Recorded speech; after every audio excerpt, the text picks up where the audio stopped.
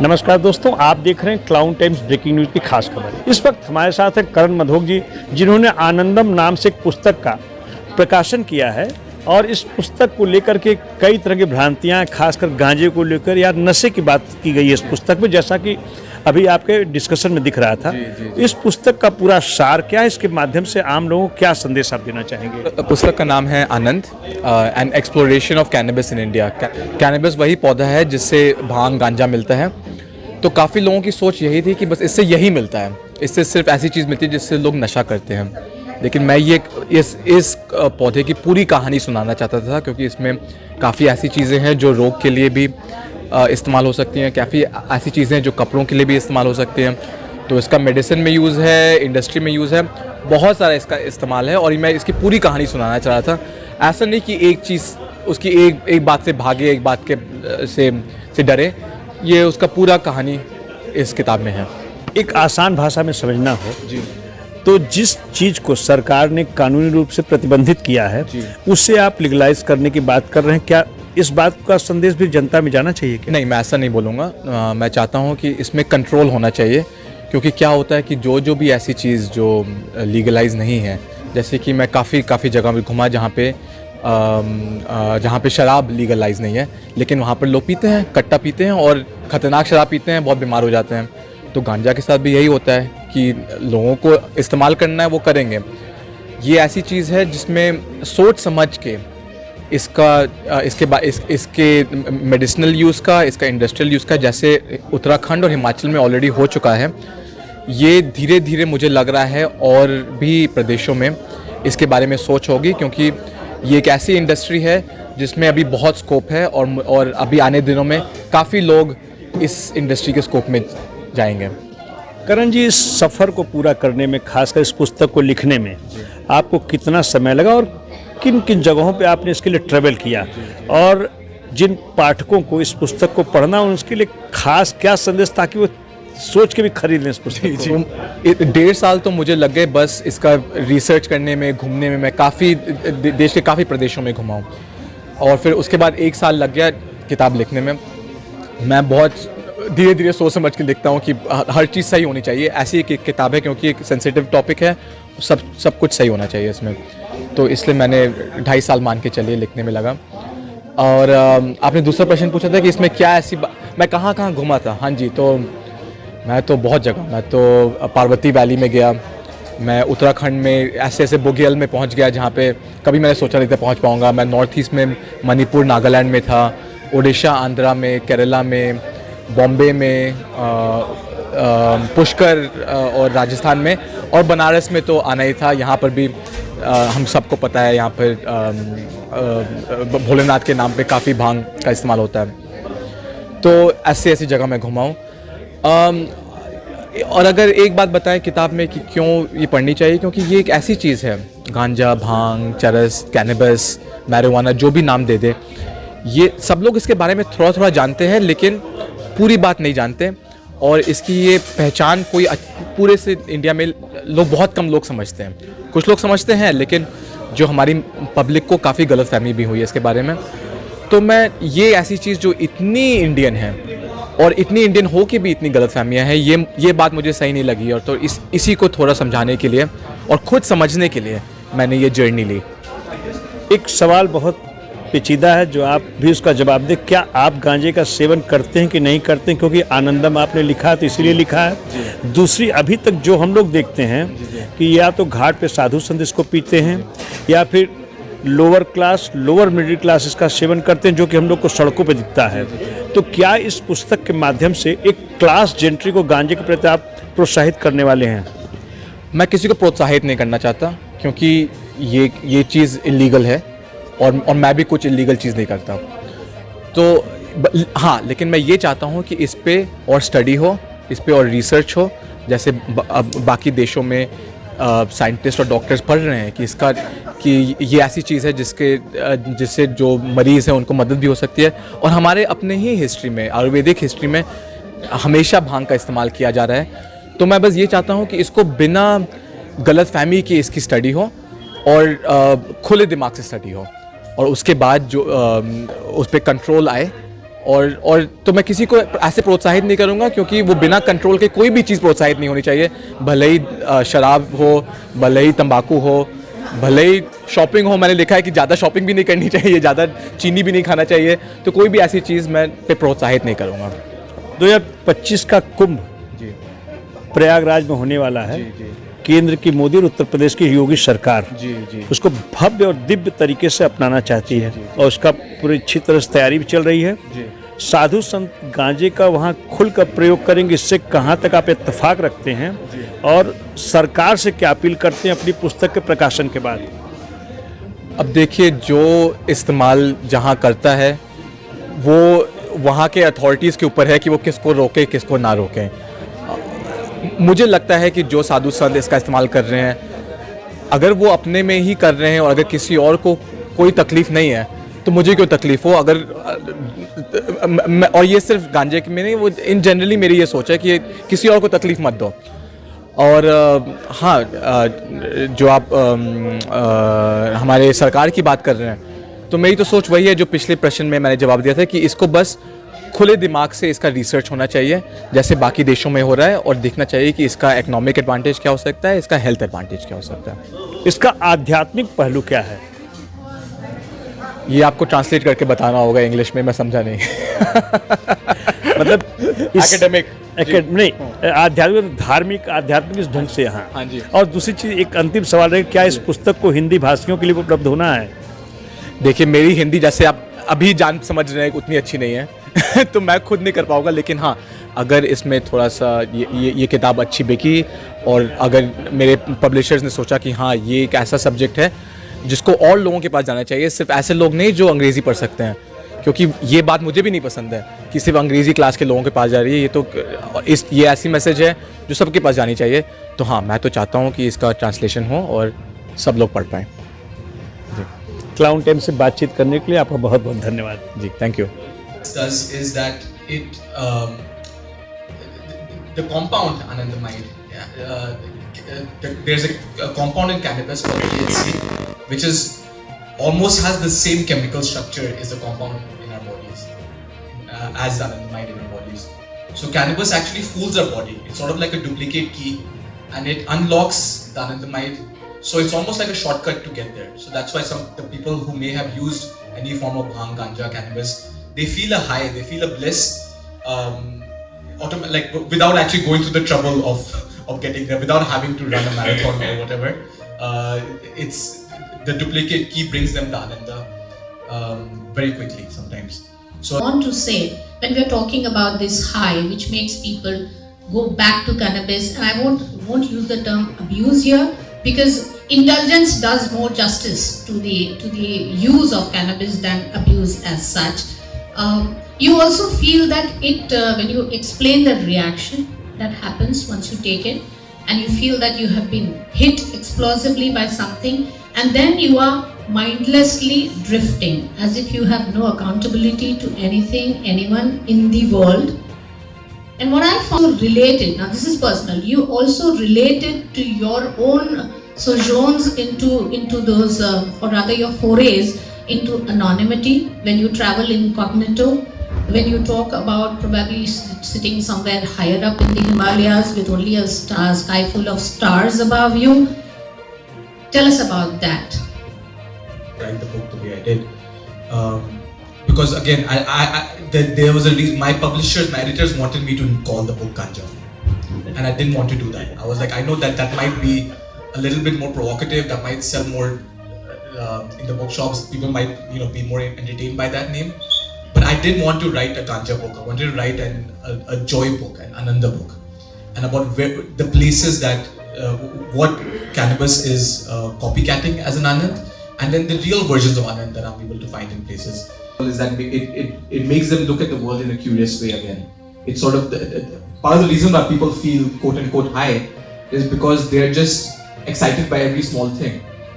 They could be excited by the taste of food, the sound of music, which is the kind of things that we should have joy in anyways. We should have joy in the sensory experiences of our day-to-day life. But because we are, human to do that, because part of humanity is to build on our experiences and get smarter, right? So, but but so my book, it was an acknowledgement of the fact that there is joy in curiosity as well, and in travel and in finding yourself. I don't want to generalize that either. I feel everyone has their own personal experience and they have their own reasons. There are people for whom it's a pain relief. There are a lot of people who are in serious pain and it's a medicinal thing. And it's always been in Ayurvedic history. It's been used for pain relief. There's people for whom it's a way to socialize. There's people for whom it's a way to be in solitude. So I think it really depends on person to person, and I don't think there's like one user of cannabis, so to say. Especially in India, we discovered there's whatever films and music have made us think that this is what it is. It's way beyond that. There's one of the people I interviewed for a related story I did after this book was this guy who runs his own CBD company. CBD is anxiety medicine that takes the non-psychoactive parts of cannabis. And his grandmother was really ill. She was like 78 years old, and his doctors recommended you should give her some CBD for her pain. He didn't want to tell her that he was giving her CBD because he would have scared her कि नानी को गांजा दे दिया, like let's not do that. so he secretly gave her this medicine, and she began to feel good after a couple of years. She's still alive. She's in her 80s. You know, it didn't cure her, but it took her pain away. So there's users like that too. There's elderly people who actually need it for their pain, and there's young people who need it for whatever reason. The example of Anita David that you talk about. Yes, she's in the book a lot. She's in the book. And where she was suffering from some kind of chronic ailment, and she was in a lot of pain, and that's her subjective story, where she says that no medication would help her to bear this pain, but it was basically cannabis, and when she started taking it. So there is a lot of advocacy, ladies and gentlemen, in the book, which we need to focus upon as an aware audience, as an informed audience, that भांग केवल नशा नहीं है, भांग केवल अपने आप को उद्वेलित करने का एक जरिया नहीं है. There are medicinal properties and the industrial usage. If at all there is an advocacy, or if at all I found a stance in the book, pro-cannabis stance, now that is where I felt that where you rue the fact that tons and tons of crop is being destroyed, where it could be used for industrial medicinal purposes. Can we hear a little about that? This is $1 trillion economy worldwide. A lot of countries in the world are investing in what they call hemp. Hemp is basically cannabis. It's a more socially acceptable word for it. Including, all over the world, Canada, the US, China, where it's very seriously illegal to use cannabis, has the world's biggest hemp farms. Because they know that even though they can have a hard stance on the recreational use of it, they can't deny its industrial potential. Hemp is used for clothing, for textiles, for medicine, it's like a nutritious superfood. It's used in so many things, and it's a environmentally friendly crop. It's an environmentally friendly and cheaper substance, and India has abundance of it. Okay, और subconscious में बनारस बहुत बचा हुआ है, because when he talks about a hyperloop of thoughts, तब वो कहते हैं कि ये किसी शहर के, किसी हिंदुस्तानी शहर के चौक, and I knew it in my mind कि ये गुदौलिया की बात कर रहे हैं. When the mind is in a hyperdrive, it's like a typical Indian city with a chalk, where you have the auto rickshaws blaring and the cycle rickshaws coming in and the cows ambling across and so on and so forth. So it's like इनकी रूहानियत में एक बनारसीपन है जो गया नहीं है. जा नहीं सकता, it's impossible.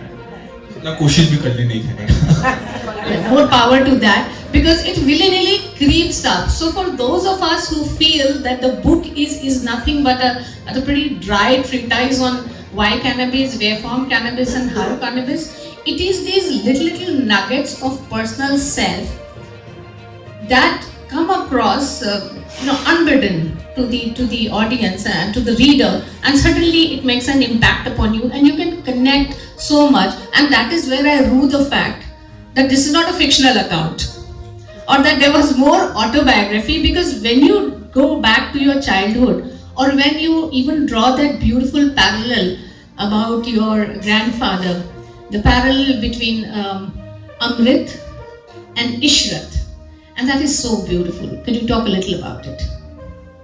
So, I mean, it was very serendipitous how it happened. My grandfather, his name was Amrit Lal, and Amrit means, what does it mean? For the nectar of immortality. And there's a chapter called Amrit in my book, which is the chapter dedicated to the medicinal properties of cannabis. Because at the end of the day, why do we take any medicine is to prolong life and to work towards. We're all going to die, but to basically prolong this mortality as long as we can. He chose for himself as a poet was Ishrat.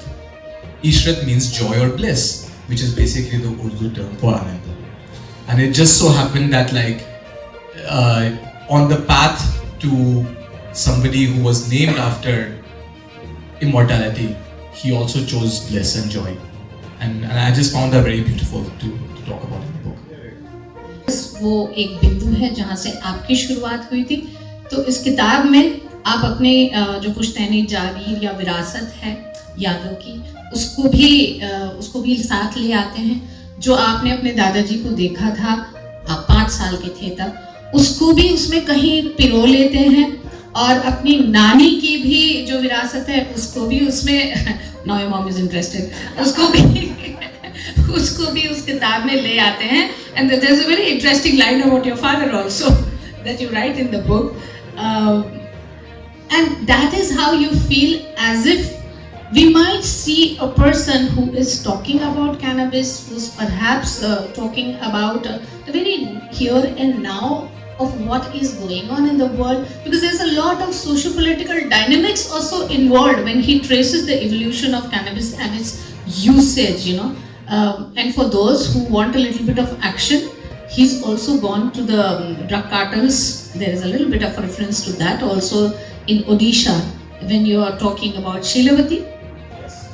Yeah. So these beautiful names, मेरी vocabulary तो बहुत rich हो गई है, from Malana cream to to Kala Sona to Shilavati to Sulfa, and I am this very very well known person. Someone says cannabis and I say how boring is that.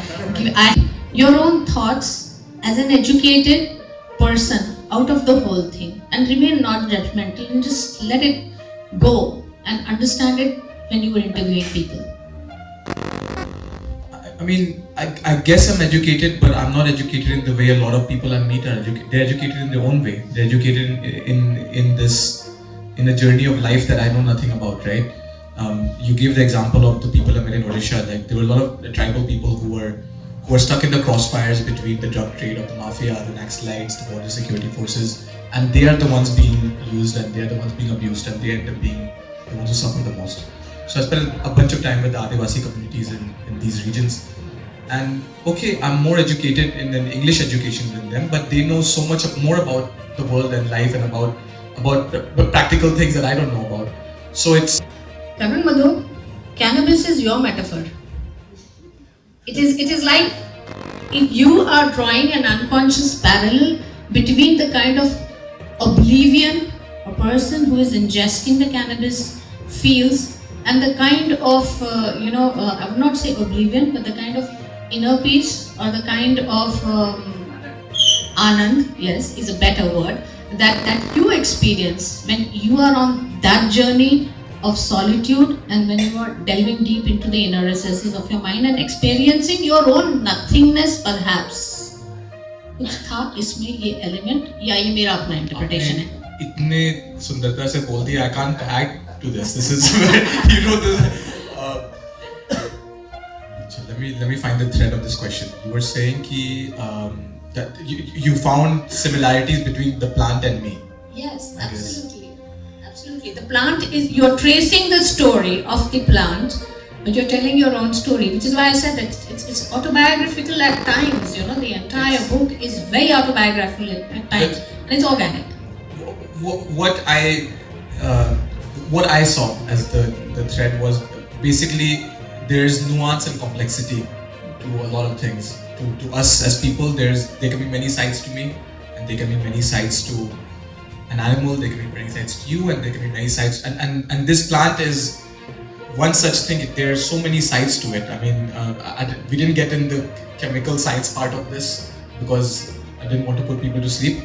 But there's there's parts of the ganja plant that give you the psychoactive high, the flowers.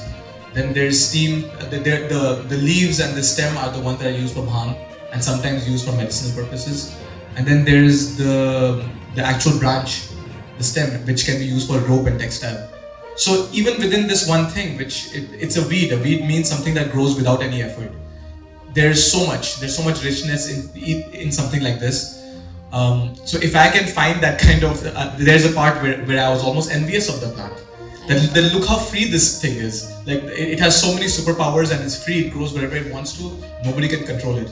And I was like, I want some of that. I want some of that myself too. I want to feel free and I want to still feel very useful.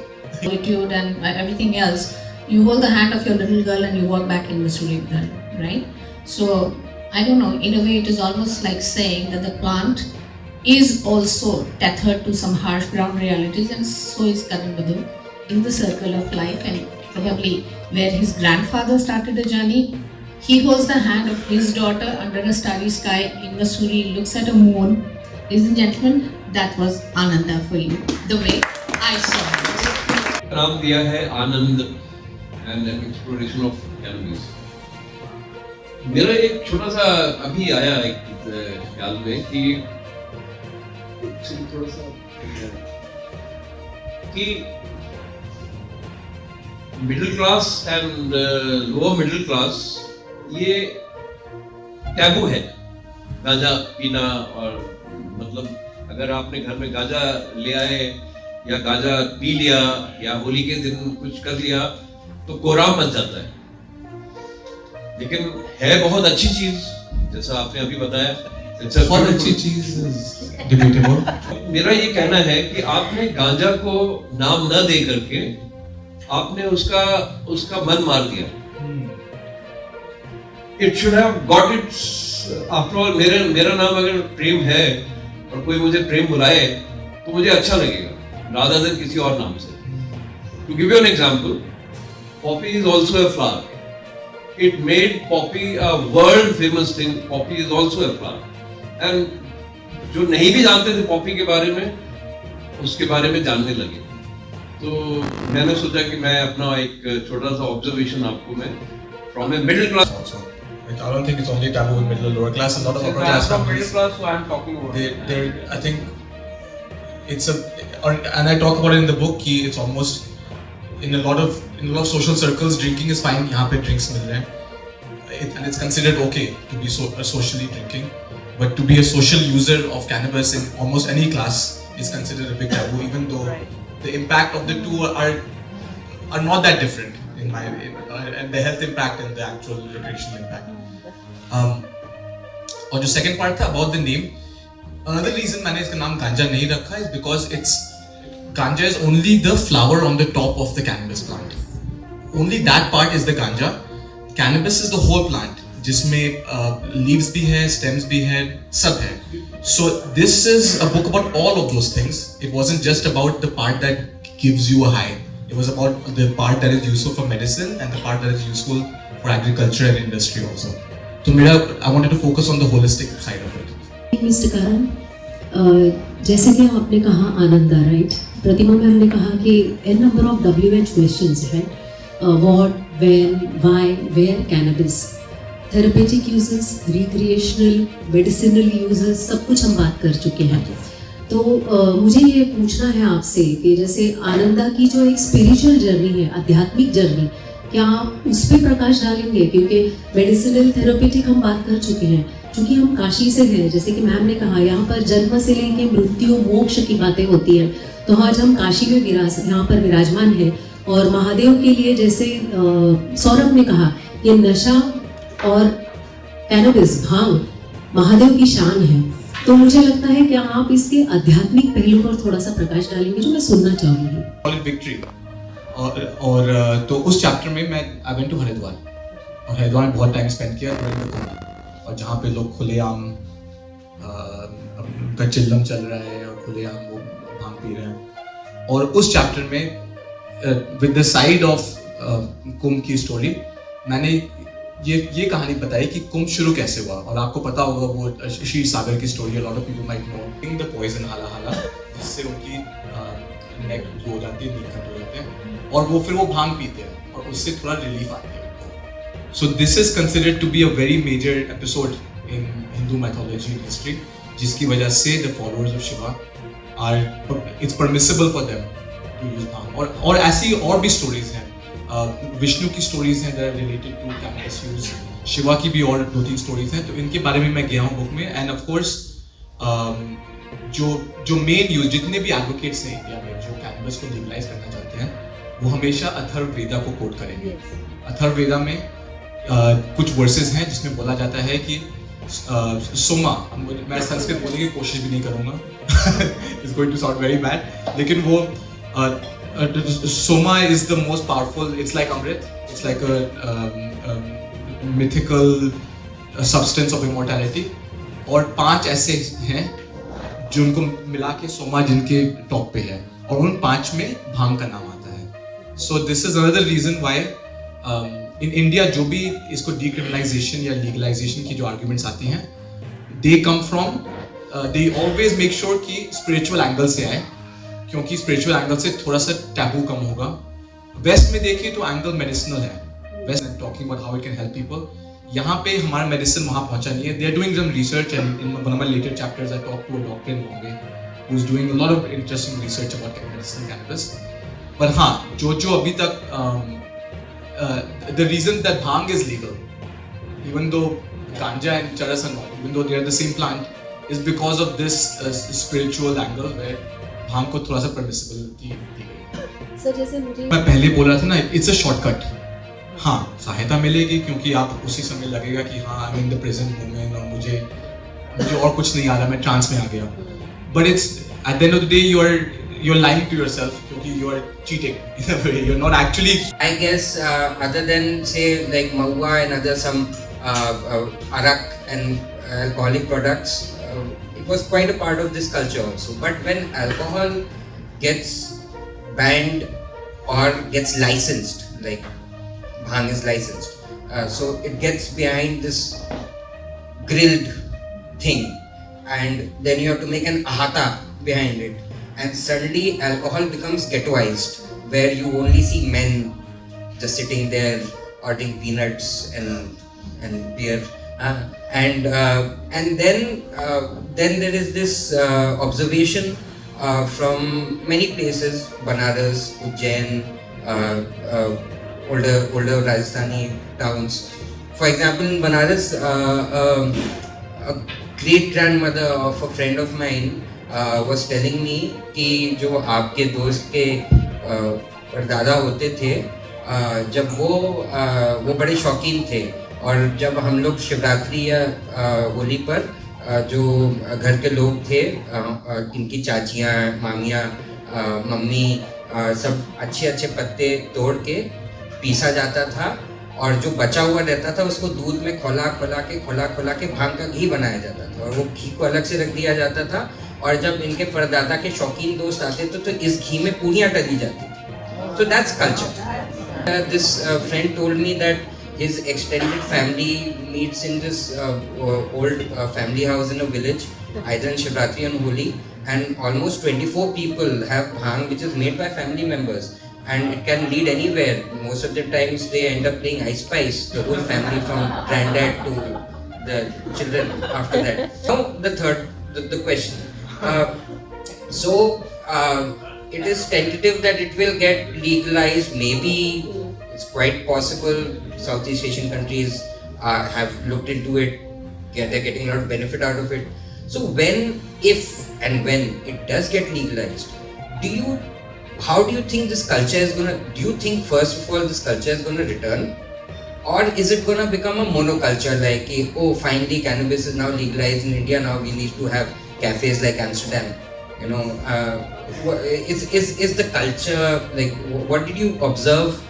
Of like, you know, as Uncle said that, you know, it's the NDPS Act of 1985, and until 1985 it was basically legal. People did ask about it, and it wasn't even considered a topic worth discussing, the British were, like in many things, they were more conservative about this because to them this was a new thing and they almost saw it as a poor man's drug. They like the classy thing to do is to, after a hard day's work, drink some beer. Who are these Indians having their bhang and ganja? Like that's a dirty person's thing. So they, I feel part of our the Indian taboo against ganja and bhang, especially of the more educated Indians, is in our aspiration to be more like the British and sort of copy that.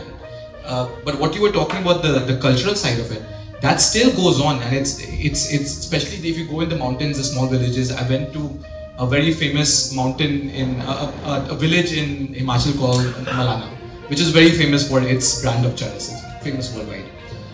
They have been using, because cannabis grows wild there, they have been using it for all kinds of reasons forever. NDPS law aaya gaya, they did not care. They use it as the rope to tie the animals. They use it as their shoelaces. They use the hemp seeds to cook their food in, and this continues. And the authorities also know it's part of the culture. Yeah, and I mean, you gave the example of using green tea.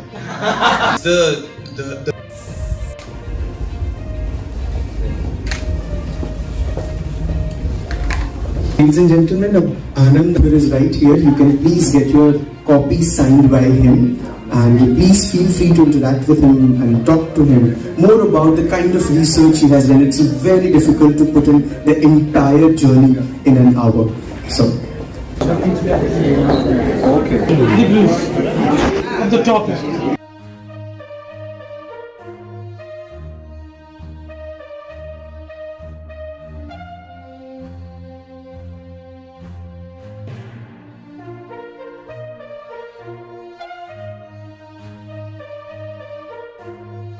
मैं चाहता हूं कि आप सब लोग इसमें मदद करें और रीडिंग को एक हैबिट बनाएं कि रोज शाम को सोने से पहले 20 पन्ने जरूर पढ़ें।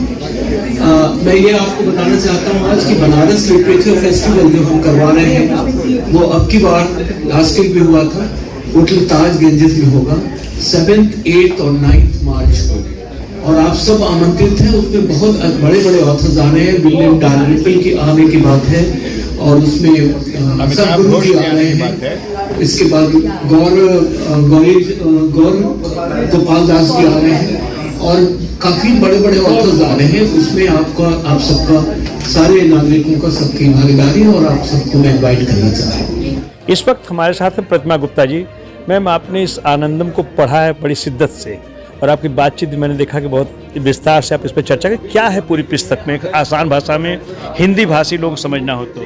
हिंदी भाषी लोगों को मैं यही कहना चाहूँगी कि भांग से, कैनबिस से जुड़ी हुई जो गलत धारणाएं हैं, आमतौर पे उसको केवल एक नशे का साधन समझा जाता है और लोग जब भी हम भांग की बात करते हैं तो उन्हें लगता है कि कोई आदमी या कोई भी व्यक्ति इसका सेवन करके कभी यहाँ गिरा है, वहाँ गिरा है, हंस रहा है। तो ऐसा नहीं, इसके कई पहलू हैं। किस तरह ये हमारी संस्कृति से, हमारी त्योहारों से जुड़ी है, किस तरह से इसकी जड़ें हमारी पुराणों में हैं, किस तरह से अध्यात्म से ये जुड़ी हुई है, और सबसे बड़ी बात किस तरह आयुर्वेद ने भी इसे एक बहुत ही महत्वपूर्ण औषधि माना है। ये एक ऐसा रसायन है जिससे तरह तरह की जो प्राकृतिक आप में व्याधियां हैं उनका इलाज हो सकता है। तो करण मधोक ने इस पुस्तक के ज़रिए उन तमाम भ्रांतियों को दूर करने की और भांग से जुड़ी हुई जितनी भी प्रचलित गलत धारणाएं हैं या मान्यताएं हैं उनको समझने की और पाठकों तक उसको सरलता से लाने की कोशिश की है। हम इसे पढ़ेंगे तो हमें ये पता लगेगा कि जिस चीज़ को हम केवल एक आम जिसे कहीं ना कहीं पढ़ के, देख के, सुन के उसके बारे में एक धारणा या एक पूर्वाग्रह बना लेते हैं, वास्तविक पहलू में उसकी क्या हकीकत है ये हमें जानने को मिलती है इस पुस्तक के माध्यम से। मैडम, अभी कुंभ होने वाला है और इसमें जो देश भर से साधु संत आएंगे ये गांजे का खूब प्रचुर मात्रा में सेवन करेंगे। हाल ही में गाजीपुर के सांसद ने गांजे को लीगलाइज करने की बात की और उन पर मुकदमा कायम हो गया। तो क्या इस पुस्तक के माध्यम से गांजे को जो प्रतिबंधित ड्रग्स है उसको लीगलाइज करने की बात भी कही गई है? हम लीगलाइज करने की बात नहीं कर रहे हैं, हम डीक्रिमिनलाइज बात करने की बात कर रहे हैं। और जो गांजा जो पौधा है जिसकी हम बात कर रहे हैं इस किताब में करण जी बात कर रहे हैं, वो ये बताना चाहते हैं कि उसके औद्योगिक उपलब्धियां भी बहुत हैं। वो एक इंडस्ट्रियल कल्टीवेशन की बात कर रहे हैं। किताब कहीं भी ये नहीं कहती है कि आप गांजे का सेवन करें और दीन दुनिया से बेखबर हो जाएं और अपने निजी कर्तव्यों से के प्रति आपका कोई रुझान न रहे।